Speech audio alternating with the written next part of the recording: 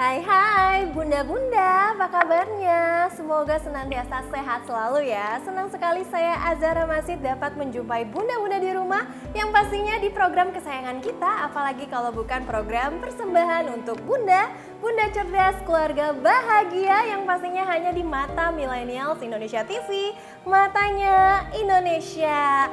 Nah, selama 30 menit ke depan pastinya kami akan menyajikan informasi yang hangat, yang luar biasa dan disertai dengan narasumber yang pastinya inspiratif, Bun. Nah, Bunda-Bunda tahu nggak sih, pada episode kali ini kami akan membahas mengenai berdamai dengan rasa gagal. Kira-kira Bunda-Bunda di rumah udah damai belum nih sama kegagalan-kegagalan yang sudah dilalui nih sama Bunda-Bunda di rumah? Nah, Bunda-Bunda, kegagalan dan keterpurukan ini adalah hal yang paling manusiawi yang pasti pernah dialami manusia sejagat raya. Hal yang mungkin Bunda-Bunda pandang sebagai suatu hal yang negatif, tetapi sesungguhnya punya hikmah positif di dalamnya nih, Bun.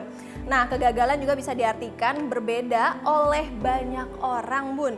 Satu pandangan mengatakan kegagalan adalah ketidakmampuan mencapai apa yang diinginkan, sementara yang lain menganggap kegagalan terjadi akibat terlalu memaksakan diri melakukan sesuatu yang melebihi kemampuan yang ada. Lantas gimana ya Bunda-Bunda di rumah supaya kita nih berdamai dengan rasa gagal yang sudah kita lalui? Nah, di sini seperti biasa saya nggak sendirian karena di sini saya sudah bersama dengan narasumber kita, yaitu ada Mbak Dunita Karima. Hai Mbak Dunita. Halo. Biasa aku manggil siapa nih? Namanya unik banget. Oke. Perkenalkan, nama saya Duhita Karima. Saya biasa dipanggil Ima. Jadi bisa dipanggil Ima aja ya. Oke, Mbak Ima, apa kabarnya? Alhamdulillah baik. Mbak Zahra gimana kabarnya? Pastinya baik dong, dan harus tetap semangat. Dan jangan lupa buat Bunda-Bunda di rumah untuk mematuhi protokol kesehatan ya. Nah Mbak Ima, ini kan tadi saya sudah sempat bridging ya terkait dengan kegagalan, yang mana kita tuh pasti semua manusia ataupun Bunda-Bunda di rumah tuh pernah yang namanya gagal, tapi kita tuh harus berdamai dengan adanya rasa gagal tersebut. Nah, kira-kira gimana sih cara Mbak Ima mendefinisikan kegagalan itu sendiri? Oke, baik Mbak Zahra. Tadi benar banget ya yang Mbak Zahra sampaikan bahwa setiap manusia itu pasti ada ya di satu titik kehidupan itu pernah gitu ya merasakan kegagalan gitu. Itu hal yang manusiawi dan normal gitu ya untuk terjadi. Nah, cuman pernah nggak sih kita benar-benar memikirkan kegagalan itu sebenarnya apa sih gitu ya, bagi diri kita juga itu sebenarnya apa sih kegagalan itu gitu ya. Nah, yang pertama saya mau bahas secara objektif dulu mungkin ya. Iya, Gitu. boleh. Jadi saya lihat arti kegagalan dari KBBI ini Mbak ya. Jadi kalau gagal itu artinya adalah tidak berhasil atau tidak tercapai. Gitu ya. Jadi mungkin kalau secara objektifnya kegagalan itu bisa dikatakan sebagai ketika kita memiliki suatu tujuan atau ketika kita memiliki sesuatu yang ingin dicapai gitu ya, kemudian kita berusaha untuk mencapai hal tersebut, namun ternyata hasilnya menunjukkan bahwa kita itu tidak berhasil atau belum berhasil mencapai hal yang ingin kita capai gitu ya. Jadi ada ketidaksesuaian gitu dari apa yang kita inginkan dengan hasil yang kita dapatkan, seperti itu. Jadi itu objektifnya gitu mungkin ya. Objektifnya. Gitu. Nah, kalau kita ngomongin subjektifnya ini gimana nih, Mbak? Kalau subjektifnya ini menarik juga ya, bahwa setiap individu ini pasti memiliki kriteria atau definisi yang bisa berbeda-beda terkait dengan kegagalan gitu. Kalau ditanya kenapa ya bisa subjektif gitu, simply karena kita itu kan manusia yang diverse ya gitu. Kita memiliki latar belakang, kita juga memiliki nilai-nilai, value, pandangan yang berbeda-beda gitu. Jadi misalkan ada satu kejadian yang sama nih gitu ya, bagi satu individu yang mengalami itu, dia mempersepsikan itu memang sebagai kegagalan yang besar sekali bagi dirinya gitu ya. Jadi ya dia bisa menganggap itu memang dia gagal dan dampaknya ke dia bisa cukup besar gitu. Tetapi untuk peristiwa yang sama gitu ya, mungkin bagi orang lain yang mengalami itu bisa berbeda gitu mempersepsikannya gitu ya. Dia tahu nih kalau dia gagal, tapi dia melihat kegagalan ini sebagai sesuatu hal wadah dia untuk belajar gitu ya, wadah dia untuk refleksi, apalagi nih yang bisa ditingkatkan gitu ya. Jadi dia tahu itu gagal, tapi efeknya ke dia tidak sebesar orang yang satunya gitu, karena setiap individu ini bisa mempersepsi kegagalan ini secara berbeda-beda. Jadi ada unsur subjektifnya juga di situ gitu. Nah, Ngomongin Mana Mbak? itu lebih ke personal atau dari individunya masing-masing ya Mbak Ima. Kemudian Jadi gimana Mbak? tergantung pandangan masing-masing gitu. Kemudian aspek-aspek dalam kehidupan gitu ya yang apa ya namanya ya berpotensi gitu ya ada peristiwa kegagalan itu sebenarnya bisa bervariasi banget gitu ya. Mungkin kadang yang umum kita pikirkan itu mungkin dalam hal akademis misalkan gitu ya. Mungkin ada nilai-nilai yang ingin kita capai atau mungkin ada target mau ranking gitu atau mau ada target minimum harus dapat nilai berapa atau ujian gitu ya. Selain pendidikan atau akademis bisa juga dalam hal misalkan pekerjaan gitu. Kita pengen dapat suatu pekerjaan yang berbeda atau ada target-target dalam pekerjaan yang ingin kita capai gitu. Atau juga bisa terkait goal-goal pribadi misalkan ya pengen nabung atau pengen traveling kemana gitu. Atau bisa juga dalam hal relationship atau misalkan dalam hal kesehatan juga bisa. Misalkan pengen diet nih turun berat badan itu kan sebenarnya kayak goal juga gitu ya. Jadi sebenarnya aspeknya itu bisa luas sekali ya, bisa bervariasi gitu. Nah ini kita kalau ngomongin aspek nih Mbak Ima, kan kalau misalnya kegagalan itu kan berarti universal ya, sangat luas sekali artinya. Tapi kalau misalnya kita ngomongin antara ketidakberhasilan atau ketidaktercapaian antara yang aspek-aspek tersebut, itu apakah ada korelasinya dengan seseorang itu memang tidak mampu? Ataukah dia mampu cuman karena memang ada faktor eksternal yang memang dia tidak memungkinkan dia untuk berhasil? Nah itu apa ada kesamaan yang tidak sih antara ketidakmampuan seseorang dengan ketidaksuksesannya dia gitu? Oke, jadi ini tuh semacam membicarakan penyebab gitu ya, kayak orang tuh gagal tuh apakah memang dia itu nggak mampu gitu ya, gitu, atau ada faktor-faktor yang lain gitu ya. Nah, ini menarik juga gitu ya. Jadi kalau faktor penyebab kegagalan sebenarnya kan bisa bervariasi juga gitu. Memang salah satunya itu ada faktor internalnya gitu ya. Faktor internal itu ya macam tadi ya kayak kemampuan kita atau usaha-usaha kita gitu ya, kedisiplinan kita gitu dalam menjaga upaya kita gitu. Tapi di luar itu pun sebenarnya juga ada faktor eksternalnya seperti yang tadi Mbak sampaikan juga ya gitu. Kadang kita nggak bisa pungkiri juga ada faktor-faktor eksternal yang bisa mempengaruhi yang kita nggak sepenuhnya bisa kendalikan gitu. Jadi kita dalam melihat penyebabnya ini ya kita sebisa mungkin melihatnya secara realistis gitu ya. Jadi refleksi gitu ya, apakah memang ada faktor-faktor internal dari dalam diri, apa memang diri yang ada hal-hal yang masih bisa diperbaiki gitu ya. Bisa juga sebenarnya kombinasi nih, ada faktor-faktor eksternal juga gitu. Tapi kan kalau untuk faktor eksternal kita nggak bisa sepenuhnya kendalikan juga gitu ya Mbak ya gitu. Nah balik lagi gitu, kalau kita melihat ada faktor internalnya mungkin ada yang masih bisa ditingkatkan. Nah di situ sebenarnya chance kita gitu bahwa sebenarnya ada loh gitu faktor-faktor internal kita yang masih bisa ditingkatkan, yang masih bisa mungkin diimprove lagi gitu ya. Jadi belum tentu juga semata-mata karena kita kemarin pure nggak mampu gitu ya. Jadi kayak faktornya itu banyak dan kita sebisa mungkin realistis gitu melihatnya gitu ya. Jadi kalau kita melihat ada yang masih bisa diimprove, oke gitu, kita lihat apa nih faktor-faktor internal kemarin yang mungkin masih bisa dikembangkan lagi, dicoba lagi ke depannya, seperti itu. Iya, kalau misalnya kita ngomongin internal itu kan sebenarnya lebih kepada personalnya masing-masing dari segi potensi dan juga skillnya juga. Tapi kalau misalnya kita ngomongin faktor eksternal itu kan sangat sulit sekali ya Bun ya untuk dinilai gitu. Nah karena kan misalnya contohnya aja mungkin seleksi PNS gitu kan. Mungkin banyak orang-orang yang pinter-pinter dari universitas manapun atau dari sekolah manapun yang mereka diseleksi dengan begitu banyaknya orang, bahkan ratusan orang, dan yang diterima cuma sedikit. Itu kan bukan dikatakan orang-orang ini tidak mampu, tapi mungkin memang hanya saja rezekinya, dan itu kan balik lagi yang kita tidak bisa kendalikan. Dari secara internal juga kita nggak bisa kendalikan, mungkin kita sudah maksimal tapi ternyata belum bisa. Jadi mudah-mudahan juga di rumah harus positif. Nah ngomongin positifnya nih Mbak Ima, otomatis kan apa nih yang harus kita lakukan saat merasa gagal? Misalnya kayak tadi, aku udah semaksimal mungkin, aku udah belajar, bahkan aku udah les, tapi kok aku masih nggak bisa juga nih masuk atau lolos seleksi PNS misalnya kayak gitu. Nah, kira-kira apa nih yang harus kita lakukan? Itu kan salah satu contohnya nih. Dari Mbak Ima sendiri selaku psikolog ini gimana?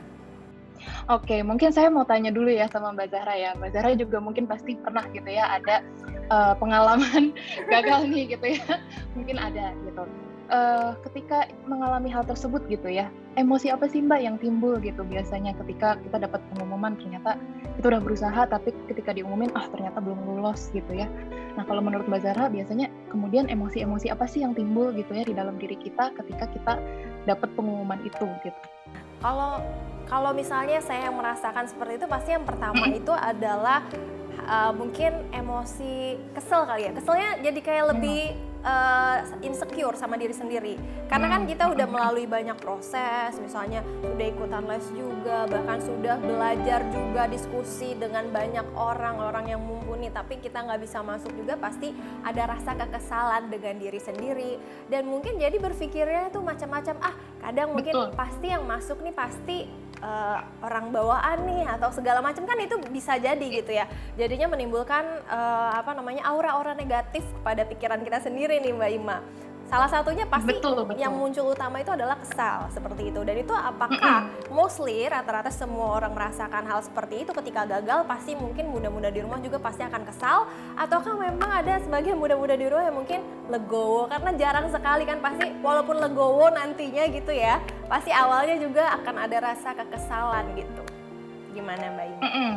Iya, betul Mbak gitu ya. Jadi ketika kita gagal gitu ya, kadang reaksi emosi yang timbul itu ya yang otomatis ya lebih ke arah negatif gitu ya biasanya ya. Entah tadi misalkan rasanya kesel nih ya, ini saya udah berjuang, udah les, udah apa gitu, tapi belum dapet gitu ya, marah gitu mungkin ya gitu. Tapi terus juga kecewa mungkin juga ya, ini kenapa sih kok belum dapet juga, mungkin ada juga yang merasa sedih juga gitu ya, mungkin ada yang nangis gitu ya kalau misalkan belum dapet gitu ya, belum lulus gitu. Jadi perlu dipahami gitu bahwa reaksi-reaksi emosi itu sebenarnya reaksi yang normal ya gitu. Jadi memang kalau kita belum dapat hal yang kita inginkan, apalagi kita udah berusaha gitu ya untuk mendapatkannya gitu ya, nah kita ada rasa kesel, sedih gitu, itu hal yang normal sih. Itu emosi-emosi yang normal dan manusiawi banget untuk kita rasakan gitu.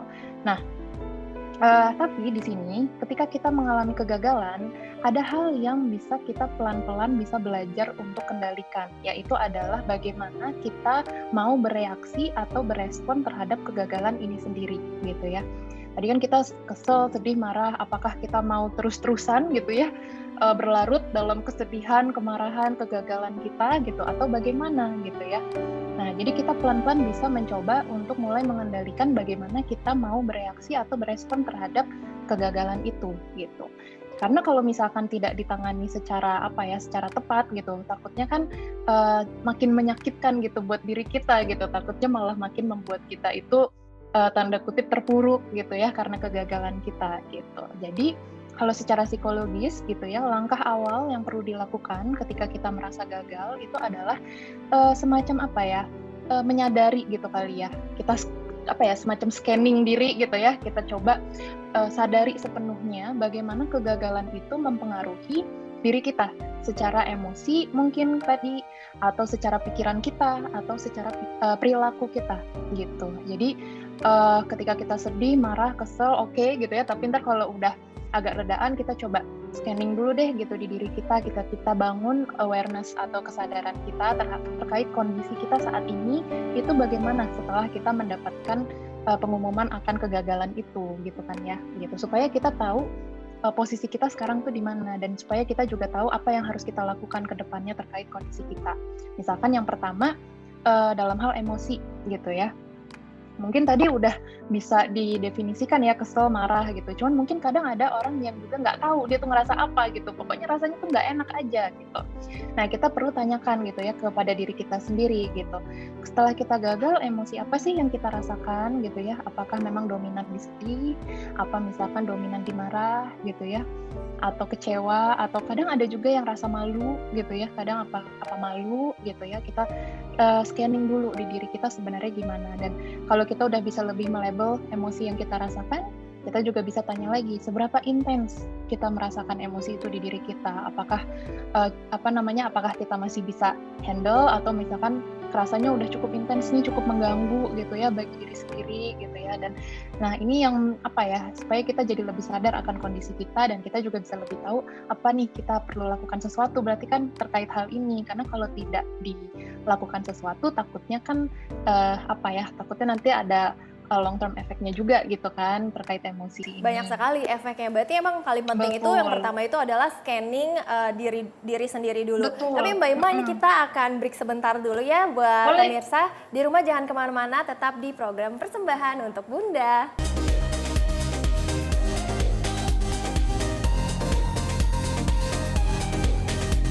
Kembali lagi bersama saya Azara Masid dan juga Mbak Ima. Yang pastinya di program Persembahan untuk Bunda, ya Mbak Ima tadi kan terkait dengan kita harus bisa scanning diri sendiri terlebih dahulu, penyebabnya apa dan bagaimana cara mengontrol emosinya itu seperti apa. Nah ini kenapa perlu nih Mbak? Perlu sekali, karena supaya kita bisa sadar sepenuhnya gitu kondisi kita gimana. Kalau kita aja nggak sadari kan kita aja makin bingung gitu kan, nanti harus diapain makin nggak tahu gitu ya. Makanya kita harus bangun kesadaran dulu gitu. Sebenarnya kondisi saya sekarang ini seperti apa. Kalau kitanya aja nggak sadar, kita semakin nggak tahu gitu harus diapain. Takutnya kita terbawa gitu ya, terlarut-larut kayak itu yang nggak kita inginkan gitu kan ya. Supaya kita bisa mulai kendalikan gitu ya, kita perlu apa ya, semacam ngeh dulu gitu loh, apa sih yang perlu dikendalikan gitu, apakah memang emosi saya ini yang masih intens sekali dirasakan sekarang gitu ya.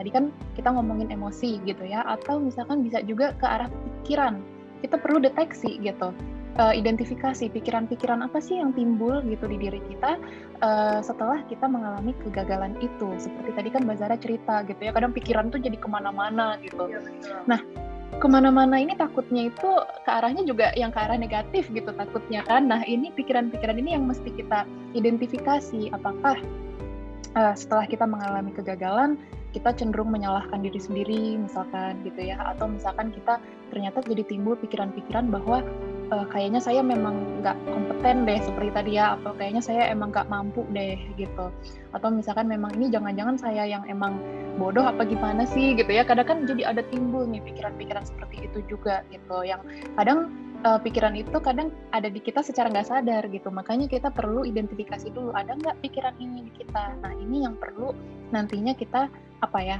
tangani gitu ya. Kalau memang ada pikiran-pikiran negatif ini kan sebenarnya belum tentu sesuai pada faktanya juga gitu kan ya, tapi kadang kita percaya betul gitu loh kalau kita emang nggak mampu gitu, karena memang kondisi emosi kita juga masih apa tadi bergejolak juga ya gitu. Kemudian selain di pikiran, kemudian di perilaku juga kita perlu scanning juga gitu. Setelah mengalami kegagalan ini, perilaku apa sih yang timbul di kita gitu ya, apakah kita masih bisa menjalani kegiatan sehari-hari gitu ya, aman gitu ya, atau misalkan kita jadi lebih apa ya, misalkan jadi lebih sering sedih gitu ya, atau mungkin jadi lebih pengen menghindar gitu ya dari mengerjakan tugas-tugas. Nah ini yang perlu kita deteksi dulu, ada nggak sih hal-hal itu di diri kita gitu. Karena kalau kita udah deteksi, nah baru kita bisa lebih memudahkan kita gitu untuk memikirkan oke, kedepannya mesti gimana ya gitu. Nah ini kan katanya ke depannya mesti gimana. Nah setelah sudah bisa mengontrol emosi, bisa mengidentifikasi kenapa kita bisa gagal dan hal yang lainnya itu, nah kira-kira selanjutnya kita harus seperti apa? Oke, ini jadi semacam apa ya, kayak tips gitu ya, gimana sih gitu ya setelahnya gitu, setelah kita deteksi gitu kalau kita mengalami kegagalan. Kita kan tadi screening itu tadi ya, kita scanning gitu ya, apa namanya, apakah memang sekarang kondisi emosional kita itu memang masih intens banget nih gitu ya, masih sedih banget rasanya gitu ya, atau masih kesel banget, atau masih marah banget gitu. Nah tips yang pertama kalau terkait emosi itu adalah apa ya, semacam berikan kita ruang, berikan kita waktu untuk memproses emosi kita. Karena memang kegagalan itu bukan sesuatu hal yang mudah kan gitu. Bangkit dari kegagalan itu bisa, tapi memang bukan proses yang mudah gitu kan. Apalagi kita merasakan emosi-emosi negatif itu cukup intens gitu ya. Jadi dan balik lagi juga ya Mbak, setiap individu itu kan punya mental down-nya yang beda-beda. Bahkan ya, mungkin ada yang cepat down gitu, ada yang menganggapnya itu ya udahlah besok bisa mencoba lagi. Ada juga yang memang langsung kemana-mana. Nah ada yang seperti itu. Betul. Nah itu kan memang harus di scanning dulu nih terlebih dahulu dirinya itu yang seperti apa nih buat bunda-bunda di rumah. Kemudian Mbak, jadi kalau misalkan emang kita masih kesel, kita masih udah, sedih, kita udah tahu nih kondisi emosi kita memang sekarang saya habis gagal, saya sedih. Kita jujur aja gitu, kita akui, terima aja gitu ya, kayak emang habis gagal saya sedih gitu, habis gagal saya marah gitu. Nah, kita kemudian selanjutnya kita berikan ruang bagi diri kita untuk memproses emosi-emosi itu. Soalnya gini, kadang emosi negatif ini kan emosi yang bisa dibilang nggak nyaman ya buat dirasakan ya. Kadang kita tuh nggak nyaman banget gitu, ngerasa sedih, marah gitu kan, rasanya tuh pengen udahan cepet-cepet gitu, nggak usah ngerasa emosi negatif tuh nggak nyaman gitu. Makanya kadang, nah kita perlu deteksi juga gitu. Biasanya kalau kita ada emosi negatif, biasanya kita apa sih yang terjadi dari diri kita. Kadang ada orang yang ibaratnya mendem aja gitu emosinya gitu ya. Ada yang ada istilah denial gitu ya, mengabaikan gitu, enggak gitu. Padahal sebenarnya enggak gitu. ya. Padahal sebenarnya sedih gitu. Padahal sebenarnya sedih, tapi kayak sedih gitu. Tapi kan kita perlu akui gitu bahwa emang kita sedih gitu. Dan kadang ada juga orang yang justru malah ada coping mekanismenya yang ke arah unhealthy ya. Misalkan jadinya distraksinya makan berlebihan misalkan gitu ya, atau minum berlebihan, atau melakukan perilaku-perilaku yang justru cenderungnya destruktif ya bagi diri kita. Nah, ini perlu diwaspadai gitu. Nah, yang perlu kita lakukan adalah yaitu tadi, kita terima emosi negatif kita, ibaratnya ya kalau kita sedih ya terima aja, kita sedih aja gitu ya. Nangis aja, kesel aja. Nangis aja gitu ya. Terus kita cari mekanisme coping yang lebih healthy bagi diri kita gitu ya. Misalkan kalau kita lagi sedih terus kita ngerasa pengen ngobrol sama orang lain, ya ayo kita ngobrol aja, cari orang lain, cari support system ya gitu. Apakah dengan keluarga kita atau orang lain, teman kita gitu ya, atau bahkan kadang memang ada yang prefer datang ke profesional gitu ya untuk cerita gitu, itu bisa juga. Kemudian cara-cara lain juga masih banyak gitu, misalkan extra self care ya buat diri kita sendiri ya gitu, itu penting banget self care gitu ya, kita jaga makan, jaga istirahat gitu ya, jaga pola olahraga juga sesekali gitu ya, workout gitu. Kemudian ada lagi misalkan ada orang yang memang suka dengerin musik atau journaling dengan menulis gitu. Ada yang suka jalan-jalan, nonton film gitu ya. Ada yang suka nonton atau mungkin ada yang suka jalan-jalan juga kan ya gitu. Ada yang suka main sama hewan peliharaan juga gitu. Jadi caranya banyak. Jadi kita memang perlu mencoba mana sih cara-cara yang memang menurut kita paling efektif bagi diri kita, karena bagi setiap orang beda-beda nih, bagi satu orang cocoknya yang ini, bagi orang lain bisa berbeda. Nah, kalau kita udah lebih tahu nih kita cocok yang mana, ya kita selipkan aja itu kegiatan itu dalam keseharian kita sedikit demi sedikit gitu ya. Dalam satu hari kita selipkan jalan-jalan di taman deh gitu ya, besok kita selipkan exercise deh gitu ya. Jadi kita berikan ruang gitu ya bagi diri kita untuk memproses emosi kita. Selain itu juga yang nggak kalah pentingnya adalah be kind to ourselves gitu. Kita nge-treat diri kita secara baik gitu ya, karena kita kan habis mengalami suatu peristiwa yang ibaratnya sakit gitu ya gitu. Jadi kan kita perlu bersikap baik sama diri kita sendiri gitu, tidak mengkritik diri sendiri terlalu berlebihan, itu malah makin bikin kita sedih gitu kan ya gitu. Jadi kita nge-treat diri kita, bersikap baik dengan diri kita, nah itu terbukti biasanya bisa recover dengan lebih cepat. Cuman memang waktu untuk recover ini itu tidak ada patokannya sih Mbak ya gitu. Ini bisa beda-beda, bebas aja ya, balik lagi ke masing-masing individunya. Balik lagi ke individunya, karena kan intensitas yang dirasakan juga berbeda. Betul gitu. Tapi ini itu jatuhnya kalau terkait emosi. Pengalihan nggak sih Mbak? Misalnya pengalihan atau pelarian yang dimana misalnya ketika kita balik lagi nih, misalnya kita sudah me time atau sudah memberikan ruang kepada diri kita ketika keluar. Nah, tapi ketika kita balik lagi ke rumah jadi kepikiran lagi. Nah, itu kan hal yang tidak mudah juga. Mungkin ada orang yang memang habis me time, dia akan senang-senang aja, batin dan pikirannya itu akan fun-fun aja gitu. Tapi mungkin muda-muda di rumah juga ada yang memang keselnya tuh bisa terus-menerus. Aduh, udah melakukan apa saja tapi tetap aja nih kesel. Nah, itu gimana nih caranya nih Mbak Ima? Iya, makanya tadi ada istilah bangkit dari kegagalan itu memang merupakan proses yang tidak mudah ya. Jadi ini sebenarnya memang melalui proses, jadi tidak instan kayak misalkan sekali me time terus langsung udah hilang semuanya gitu. Nah belum tentu seperti itu gitu. Jadi mungkin butuh waktu yang lebih lama dan butuh konsisten juga gitu. Jangan putus asa misalkan sekali me time terus masih kesel terus abis itu udah nggak usah lagi gitu kan. Jadinya kan sebenarnya mungkin butuh konsisten itu juga dalam prosesnya, dan dalam prosesnya itu mungkin memang ada up and down-nya dan itu wajar gitu. Mungkin dalam satu hari ini kita ngerasa udah lebih enakan gitu, tapi besok ngerasa down lagi gitu ya. Tapi besok ngerasa udah lebih ya so-so oke lah gitu ya, ada up and down dalam prosesnya gitu. Itu wajar banget gitu. Yang penting kita tetap konsisten gitu untuk mencoba melakukannya dibanding nggak sama sekali gitu kan ya, nggak melakukan apa-apa gitu. Dan yang pasti benar kata Mbak Ima, harus be kind juga nih sama diri kita sendiri nih. Bagaimana kita atau bunda-bunda di rumah men-treat badannya dan pikirannya jadi lebih tenang, lebih positif, biar gak kesel terus menerus ya, karena akan banyak efek atau dampak negatifnya. Tapi jangan kemana-mana dulu ya Mbak Ima, karena kita mau break sebentar. Pokoknya bunda-bunda di rumah tetap di program Persembahan untuk Bunda.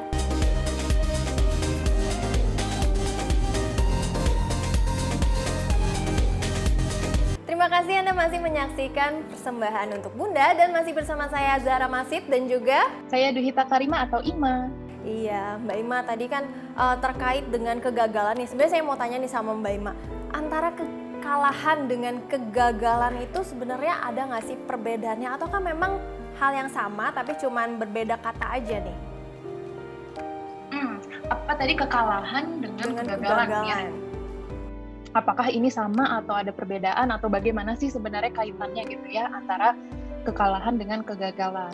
Oke, mungkin saya mau jelaskan dari artinya masing-masing dulu kali ya gitu. Jadi kalau kegagalan tadi kan definisinya itu bahwa kondisi di mana kita belum berhasil gitu ya, belum mencapai gitu sesuatu yang kita inginkan gitu. Sedangkan kalau kekalahan itu adalah keadaan tidak menang gitu ya, atau memang sudah keadaan akhir di mana kita tidak sukses dari perjuangan kita gitu. Nah jadi di sini kalau saya melihat memang ada perbedaan gitu ya antara kegagalan dengan kekalahan. Jadi kalau kegagalan itu bisa saja dianggap sebagai suatu proses gitu ya, gitu, suatu proses pembelajaran untuk menuju kesuksesan atau keberhasilan atau tujuan yang kita inginkan gitu. Jadi gagal itu part of the process gitu ya. Sedangkan kalau kekalahan itu mungkin bisa dilihat sebagai suatu kondisi akhir gitu ya, bahwa memang sudah kalah nih gitu ya, sudah tidak berhasil, udah gitu. Kalau boleh disimpulkan gitu ya, jadi kalau kita mengalami kegagalan belum tentu kita kalah gitu, karena belum tentu itu hasil akhirnya gitu, tergantung kita mau menyikapinya bagaimana. Kalau misalkan kita gagal terus kita habis itu ngedown, terus kita nyerah gitu ya, bisa jadi habis itu kita kalah gitu ya. Tapi kalau misalkan kita gagal, tapi kita tadi coba berbagai cara gitu ya untuk menyikapinya dengan baik, kemudian kita perlahan-lahan bisa bangkit lagi, kita coba lagi gitu ya. Nah itu bukan berarti kalah gitu. Jadi kalau kita gagal belum tentu kalah. Dan kekalahan itu lebih kepada kompetisi bukan sih Mbak? Kompetisi antara yang lain itu lebih ke situ ya. Tapi nih Mbak, dilansir dari situs pijarpsikologi.org, ini ada 3 luka psikologis yang timbul akibat sebuah kegagalan. Nah kira-kira luka psikologis ini yang Mbak Ima ketahui ini seperti apa, dan juga bisa dijelaskan nih buat bunda-bunda di rumah mungkin yang belum bunda-bunda tahu terkait dengan luka psikologis akibat kegagalan. Oke, jadi kalau itu ya tadi kita sempat bahas ya, kalau kegagalan ini sendiri kan ketika terjadi memang normal gitu ya, kita jadinya merasakan emosi-emosi negatif itu tadi gitu. Dan emosi-emosi negatif ini tadi juga kan kurang lebih kita jadi ngerasanya tuh kayak sakit gitu ya, luka gitu secara psikologis gitu. Tapi ada hal-hal juga yang berkontribusi ya terkait dengan luka psikologis yang kita rasakan gitu. Karena yang pertama, ketika kita mengalami kegagalan, itu kegagalan ini bisa merusak harga diri individu itu yang mengalaminya gitu ya, gitu. Jadi merusaknya bagaimana? Karena kita secara nggak sadar gitu ya, bisa jadi ketika kita mengalami kegagalan itu tadi kita memberikan label negatif gitu ke diri kita sendiri gitu ya. Mungkin kita menilai kita yang nggak mampu gitu ya, kita menilai memang udah nggak bisa nih gitu, udah helpless lah gitu ya gitu. Jadi ada pikiran-pikiran negatif itu mengenai diri kita, yang mana kalau kita teruskan dan kita berlarut di situ kan akan semakin membuat kita luka gitu ya, bahwa kita beneran berpikir kalau kita nggak mampu gitu, kita bener-bener berpikir kita emang nggak punya kapasitasnya gitu, jadi kita akan semakin fokus ke situ, justru malah kita lupa untuk self love ya tadi ya. Padahal self love penting gitu ya di saat-saat kayak gini gitu. Tapi kalau kita terus-terusan berlarut sama pikiran itu, malah jadinya kita lupa self care, lupa self love, malah kita fokusnya di negatif-negatif. Malah jadi bisanya juga bisa depresi atau bahkan menimbulkan stres nih bunda-bunda, betul ya Mbak Ima? Cemas gitu ya. Nah Mbak Ima, ini kan kalau kita ngomongin kegagalan mungkin untuk yang dewasa atau untuk bunda-bunda di rumah mungkin pada ngerti gitu ya, sudah dijelaskan sedemikian rupa oleh Mbak Ima. Tapi kalau kita ngomongin soal kegagalan sama anak-anak, apalagi kan anak-anak ini kan masih dalam tahap tumbuh kembang, yang mana mungkin kalau misalnya masih kecilnya dia sudah merasa gagal, itu kan akan menyimpan luka untuk dia besarnya atau efek ketika dia setelah besarnya. Nah, gimana sih cara orang tua agar membuat anaknya ini memahami arti sebuah kegagalan? Apalagi kan anak-anak kan cepat sensitif ya, mungkin sama temannya, sama segala sesuatu hal, dikit-dikit juga lebih peka, dikit-dikit nangis, dan emosinya juga seperti itulah. Nah itu dari Mbak Ima sendiri pandangannya selaku psikolog ini gimana? Oke, jadi ini menarik ya gitu. Gimana sih gitu ya kita mengajarkan apa sih konsep kegagalan ini kepada anak kita gitu ya gitu. Karena memang naluri dasar orang tua juga kan mungkin pengennya tuh anak itu kan sukses, selalu sukses gitu ya. Pengennya anaknya itu tidak mengalami kesulitan-kesulitan gitu ya. Pengennya anaknya ya adem ayem aja lah gitu. Nah, tetapi perlu di note juga gitu bahwa sebenarnya mengajarkan konsep kegagalan ini kepada anak semenjak mereka kecil itu juga sebenarnya hal yang esensial juga loh gitu. Nah, dalam artian itu tapi tidak membiarkan mereka menderita gitu, tapi tetap kita dampingi gitu kan. Kita sebagai orang tua tetap kita mendampingi, tapi konsep ini dikenalkan dan ibaratnya dikenalkan ke mereka, anak-anak kita semenjak ini sebenarnya penting gitu. Kenapa? Karena kalau mereka juga sudah mempelajari ya dari kecil gitu ya, itu akan memperbesar toleransi mereka akan kegagalan ini gitu. Yang ini akan membuat mereka lebih siap gitu ya menghadapi tantangan-tantangan atau tugas-tugas sulit dalam kehidupan nantinya gitu, dibandingkan anak-anak yang mungkin tidak pernah dikenalkan gitu ya konsep kegagalan, takutnya nanti di kemudian hari ketika dia mengalami satu kegagalan dalam hidupnya gitu, mungkin dia akan jadi lebih mudah takut gitu atau cemas gitu ya, lebih struggling gitu untuk menghandle-nya gitu. Jadi semenjak kecil mungkin bagi orang tua itu penting juga untuk memberikan ruang bagi anaknya untuk melakukan kesalahan justru gitu. Jadi semacam it's okay to make mistake. Jadi nggak semua selalu harus perfect gitu. Mungkin kan kadang ada anak yang nilainya misalkan sekali kurang bagus gitu. Nah mungkin kadang keceplosan, kok ini kurang bagus sih nilainya gitu ya. Nah itu kan artinya kita tidak memberikan ruang tuh gitu bagi anak melakukan kesalahan gitu kan. Pada dunia faktanya ya itu bisa terjadi kan gitu ketika kita memang ya sudah berusaha tapi hasilnya kurang maksimum gitu ya. Itu kan sebenarnya memang bisa terjadi gitu. Jadi justru malah kalau kita terlalu overprotect gitu ya sama anak gitu atau terlalu overparenting gitu, takutnya justru malah mengganggu confident anak ini ke depannya gitu untuk solve problem-problemnya ketika dia menghadapi tantangan-tantangan dalam kehidupan gitu. Jadi misalkan tadi anaknya nilainya kurang bagus nih gitu ya, oke kita coba tahan dulu, jangan langsung kok kamu jelek nilainya, kan itu anak akan mempersepsikan kalau wah salah nih gitu, nggak ada ruang nih buat melakukan kesalahan gitu. Berarti dengan komunikasi yang baik-baik dulu ya, maksudnya antara ibu ataupun ayah dan juga dengan anaknya. Mungkin ditanya dulu kenapa kamu nilainya bisa segini. Kadang kan orang tua atau bunda-bunda di rumah juga pasti kalau anaknya punya kesalahan dikit aja udah langsung ngomel-ngomel gitu. Jadi beban gitu kan. Ya kan kasihan anaknya gitu kan, berarti diomongin dulu baik-baik. Nah kemudian ya cara menanggulanginya supaya anak ini misalnya tidak gagal, atau misalnya ketika sudah dicoba kok kayaknya si anak ini tuh nilainya selalu turun ya gitu. Kita sudah sebagai orang tua nih sudah mencoba memberikan secara perlahan, secara baik-baik dan sudah mengajarkan juga. Nah, kira-kira apa nih yang harus dilakukan? Tadi kan kita ngomongin ketika anak ini gagal, tapi kalau misalnya memang dia selalu mengalami kegagalan hingga akhirnya anak kita ini jadi terpuruk gitu. Nah, yang harus dilakukan oleh orang tua ini apa? Yang pasti memang kita perlu itu tadi ya, identifikasi dan sadari sepenuhnya kondisi anak kita ini seperti apa sih sekarang gitu ya. Tadi misalkan ternyata gagalnya baru 1 kali nih gitu ya untuk mendapatkan nilainya gitu ya. Biasanya aman-aman aja kok gitu. Benar tadi katanya Mbak Zahra ya, kita berikan empati ya kepada anak kita gitu. Oke, perasaan kamu gimana nih, kamu dapat nilainya kok yang ini kurang bagus, perasaan kamu gimana gitu. Ya kamu sedih ya gitu. Oke, bisa dipahami kok sedih, biasanya soalnya dapat nilainya bagus ya gitu. Jadi kita empati sama anak, kemudian juga kita dampingi gitu, kita educate juga ya ke anak kita bahwa kegagalan ini kan hal yang wajar nih gitu. Kita juga bisa berikan contoh-contoh gitu ya. Dulu kita pun juga pernah nih mengalami dan apa yang kita lakukan supaya kita bisa bangkit kembali gitu. Jadi anak ini bisa lebih menerima gitu ya konsep kegagalan ini.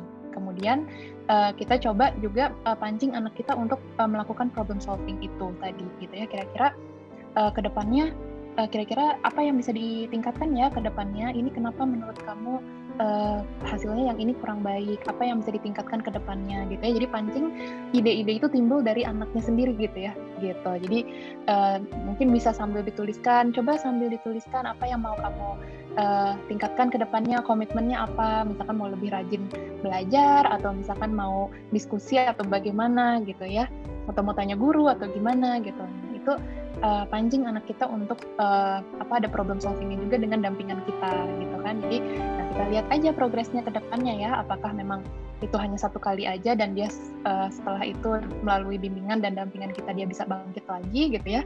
Gitu kita monitor progresnya, atau ternyata misalkan dia masih struggling gitu ya, kita dampingi lagi gitu ya, apa nih gitu kondisi atau sebenarnya juga apa sekarang gitu bisa melalui misalnya kalau misalnya bunda-bunda di rumah nih sudah kewalahan gitu akan misalnya anaknya terpuruk terus dan dia juga merasa gagal, dan mungkin bunda-bunda di rumah juga merasa aduh sama kami atau sama bunda-bunda juga ini anaknya masih belum nurut, atau mungkin bisa dilakukan kerjasama dengan pihak eksternal mungkin, yaitu dengan pakar-pakar psikolog, klinis dan juga anak untuk membantu bunda-bunda di rumah dalam menerapkan atau membrainstorming anaknya agar meningkatkan potensinya, skill dan juga bahkan supaya tidak takut akan kegagalan. Nah, ini kan sebenarnya kalau kita ngomongin kegagalan itu kan hampir semua manusia bahkan rata-rata juga mengalami namanya kegagalan gitu.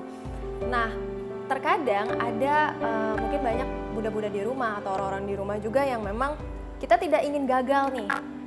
Nah, berarti kan ada namanya takut atau insecure. Nah, untuk kita mengalahkan rasa takut tersebut supaya kita tidak gagal ini gimana ya? Atau supaya kita nantinya akan bisa menerima ya udah kalau nanti gagal. Kalau tadi kan kita ngebahas soal cara penanggulangan terkait kita sudah menerima kegagalan. Nah, tapi ini lebih kepada takutnya kita akan mencoba sesuatu supaya kita tidak gagal, ataupun supaya misalnya nantinya tiba-tiba efeknya gagal. Nah, itu gimana, Mbak? Oke. Ya wajar sih ya kalau misalkan kita setelah mengalami kegagalan karena tadi ada luka emosional itu gitu ya, kita jadi rasanya nggak nyaman, terus kita jadi takut untuk mencoba gitu, sesuatu akan lagi mengalami gitu. lagi, iya gitu kan. Nah kalau misalkan kita takut, biasanya reaksi yang timbul apa Mbak? Jadinya cenderungnya menghindar nggak sih? Kita, minder gitu banget, minder. Karena minder, dan kita jadi menghindar gitu ya. Kita jadi menghindar dari situasi-situasi yang memungkinkan kitanya akan berpotensi gagal lagi nih gitu ya. Jadi kita menghindar gitu ya. Kita juga menghindar dari, ibaratnya kita menghindar dari menghadapi rasa takut kita itu gitu ya. Jadi kita nggak mau menghadapinya, jadi kita menghindar aja terus gitu ya. Tapi sebenarnya kan menghindar itu kan artinya kita tidak menghadapi dan tidak menyelesaikan persoalan kita gitu ya. Dan takutnya kita akan merasa terhantui karena itu akan jadi cycle yang terulang gitu ya. Jadi ada peluang tapi kita takut, kita menghindar gitu ya. Lega sesaat tapi misalkan jangka panjangnya mungkin bisa terulang lagi kayak gitu ya. Sebenarnya ada peluang tapi karena kita takut, kita menghindar lagi gitu ya. Nah, itu gimana supaya tidak menghindar, Mbak? Nah, yang pertama kan tadi intinya adalah menghindarnya itu tadi kan gitu. Kalau kita takut ada cenderung kita ada kemungkinan pengennya menghindar nih gitu ya. Nah, tapi kita perlu identifikasi dulu rasa takut kita gitu ya. Gitu. Kadang kita takut aja nggak sadar gitu. Gitu. Kita aja nggak tahu gitu bahwa kita tuh sebenarnya lagi di kondisi takut loh, makanya kita menghindar terus gitu. Gitu. Jadi kita perlu identifikasi dulu gitu bahwa oke, ini memang saya kayak gini tuh karena saya takut nih akan gagal gitu ya. Karena peristiwa yang kemarin mungkin gitu ya membuat saya jadi nggak nyaman, jadi saya cenderung menghindar dan menunda-nunda, nggak mau menghadapi lagi gitu ya. Oke, akui jujur gitu ya kalau memang oke, ini saya emang lagi takut gitu. Nah, kemudian kita scanning lagi apakah rasa takut ini kita merasa masih bisa handle sendiri atau mungkin akan lebih beneficial kalau ya misalkan kayak tadi gitu ya dengan bantuan eksternal ke konselor atau ke profesional gitu misalkan. Kalau kita merasa masih bisa handle sendiri, oke, nggak apa-apa gitu, bisa juga gitu ya. Yang pertama kita bisa coba proses emosi kita tadi yang udah kita bahas juga gitu ya. Ada hal-hal yang bisa kita lakukan nggak supaya kita bisa merasa lebih enak nih gitu. Kemudian yang kedua, kita coba kenali pikiran-pikiran kita gitu ya supaya bisa lebih realistis gitu. Kita takut pasti ada pikiran-pikiran tertentu nih gitu ya. Yang tadi yang kita udah bahas juga, kita perlu deteksi gitu. Apakah kita memang berpikiran negatif tentang diri sendiri atau bagaimana gitu ya. Karena belum tentu pikiran-pikiran ini kan faktanya gitu, tapi kita percaya kalau itu faktanya. Jadi kita bisa cross-check lagi pikiran-pikiran kita. Apakah ini memang saya yang nggak mampu gitu ya. Kita bisa cross-checknya sendiri, atau kalau kita udah bingung sendiri, kita bisa minta bantuan orang lain, misalkan temen gitu ya, atau family member. Atau profesional gitu ya. Ini setelah mengalami profesional juga bisa gitu ya. Diskusi gitu, saya kok jadi ada pikiran seperti ini ya, ini tuh benar nggak sih gitu. Jadi ada masukan-masukan dari orang lain gitu ya. Kemudian juga kita bisa definisikan kembali kesuksesan dan kegagalan bagi diri kita gitu. Jangan-jangan kita yang memang terlalu menaruh standar perfect banget nih gitu ya. Sukses tuh hanya kalau berhasil gitu, atau gagal tuh hanya hal yang buruk aja gitu. Kita bisa definisikan kembali arti kesuksesan dan kegagalan bagi diri kita, karena kan gagal ternyata belum tentu semuanya buruk gitu ya, padahal di situ kita banyak loh yang bisa kita pelajari gitu. Kemudian kalau kita udah merasa lebih secara emosi udah lebih tenang, secara pikiran juga udah lebih lebih bisa di adjust gitu ya. Nah, lanjutnya adalah tentukan rencana yang konkret ya gitu, rencana yang real gitu, apa next step-nya ke depannya gitu. Dan supaya kita nggak kebawa rasa takut, kita coba rencanakan dari hal-hal yang kecil-kecil dulu aja gitu, nggak usah langsung yang terlalu jauh, yang besar gitu ya, ntar kita malah keburu takut lagi gitu ya. Tapi kita breakdown aja gitu dari rencana-rencana small steps yang konkret yang kita emang bisa lakukan. Iya gitu. betul banget Mbak Ima. Tapi jadi buat bunda di rumah juga jangan insecure juga ya. Maksudnya ketika sudah gagal jadinya nggak mau mencoba lagi. Yang ada bunda-bunda di rumah jadi nggak maju-maju. Dan tadi benar ya, ketika mengalami kegagalan kata Mbak Ima, tetap bunda-bunda harus bisa men-scanning diri terlebih dahulu, identifikasi masalah terlebih dahulu seperti apa, dan jangan lupa juga untuk tetap berpikiran positif. Tapi Mbak Ima, kita sayang sekali udah di penghujung acara, artinya kita sudah 30 menit habis sudah, dan nggak berasa ya, banyak informasi yang sangat menarik buat bunda-bunda di rumah. Terima kasih ya Mbak Ima. Terima kasih juga Mbak Zahra atas kesempatannya ya. Iya, dan buat bunda-bunda di rumah jangan lupa untuk saksikan terus Persembahan untuk Bunda di episode lainnya yang gak kalah menarik dari hari ini. Dan saya Zahra Masid bersama dengan saya Ima sebagai psikolog. Iya, kami pamit undur diri. Bye-bye.